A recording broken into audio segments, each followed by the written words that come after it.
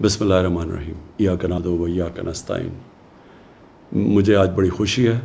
کہ جس طرح میری قوم، میرے پاکستانی جس طرح آج فلسطینیوں کی حمایت کے لیے نکلے اور جس طرح انہوں نے ان کے اوپر جو ظلم ہو رہے ہیں اس کی آج نشاندہی کی اور اس کی مذمت کی، میں آپ کو سب کو خراج تحسین پیش کرنا چاہتا ہوں۔ جب سے اسرائیل بنا، پاکستان کا ہمیشہ ایک ہی سٹینڈ رہا ہے، اور وہ سٹینڈ تھا قائد اعظم محمد علی جناح کا،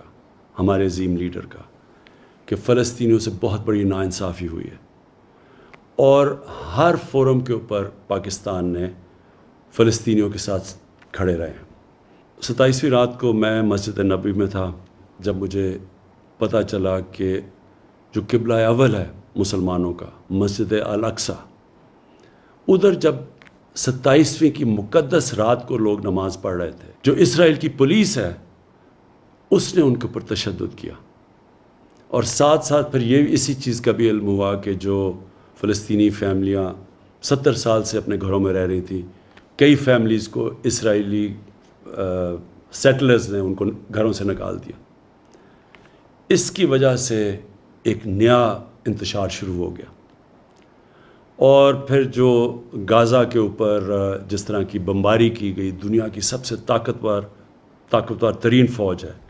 تقریباً 69 فلسطینیوں کے اوپر جس طرح کی بمباری کی گئی جس میں بچے مارے گئے، تو میں اگلے دن 27ویں کا جو اگلے دن تھا، میں نے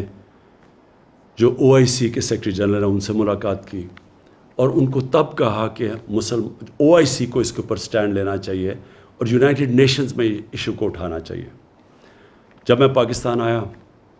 تو میں نے کنگ سلمان سے بات کی، اور ان سے بھی یہی ہم بات کی کہ یہ جو ظلم ہو رہا ہے فلسطینیوں پہ اور جو الاقصی میں ہوا ہے، اس کے اوپر ہمیں اپنی آواز بلند کرنی چاہیے۔ ترکی کے جو پریزیڈنٹ ہے طیب اردوغان، ان کی مجھے کال آئی، انہوں نے بھی یہی چیز کہی۔ مہاتر محمد کی میسج آئی، کال آئی، انہوں نے بھی یہی چیز کہی۔ اور پھر میں نے بات کی فلسطین کے جو صدر ہیں محمود عباس، اور ان سے ہم نے کہا کہ ہم پوری طرح ان کو یقین دلایا کہ ہم سب پاکستان، بلکہ مسلمان دنیا، بلکہ وہ دنیا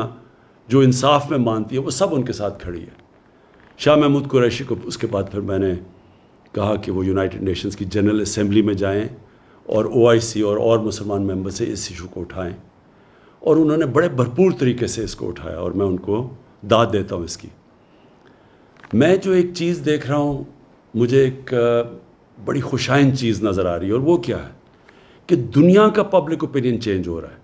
میں نے اتنا ٹائم مغرب میں گزارا،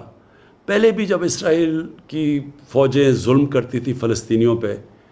تو میں کبھی مغرب کے اندر ان کے اخباروں میں، ان کے میڈیا، ان کے پولیٹیشنز کو میں نے کبھی نہیں دیکھا کہ اسرائیل کی وہ تنقید کریں، بلکہ وہ سارے اسرائیل کو ایسے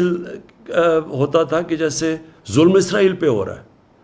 لیکن یہ پہلی دفعہ ہے کہ وہاں سے آوازیں اٹھنی شروع ہوئیں، ان کے اخباروں نے اس کی تنقید کی، ان کے میڈیا نے اس کی تنقید کی، اور پولیٹیشنز نے کھڑے ہو کے، کبھی میں نے سمجھتا تھا کہ امریکہ میں وہ اسرائیل کی تنقید کریں گے اور مغربی ممالک میں۔ اس کی یہ جو پبلک اوپینین تبدیل ہوا ہے، اس کی ایک بہت بڑی ایک اور وجہ ہے سوشل میڈیا۔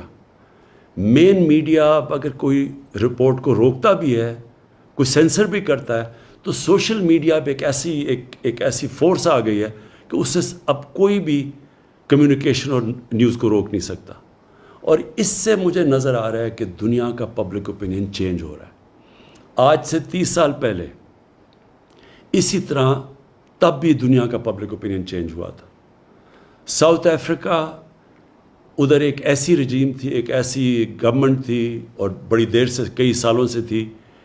جو نسل پرست تھی، جو ایشینز اور افریقنز کو برابر کے شہری نہیں سمجھتی تھی، اور ان کے ساتھ بڑی بڑی دنیا کی طاقتیں کھڑی ہوئی تھیں اس نسل پرست رجیم کے ساتھ۔ لیکن جب دنیا میں پبلک اوپینین چینج ہوا، تو یہی جو طاقتور قوتیں تھیں، جو ملک تھے،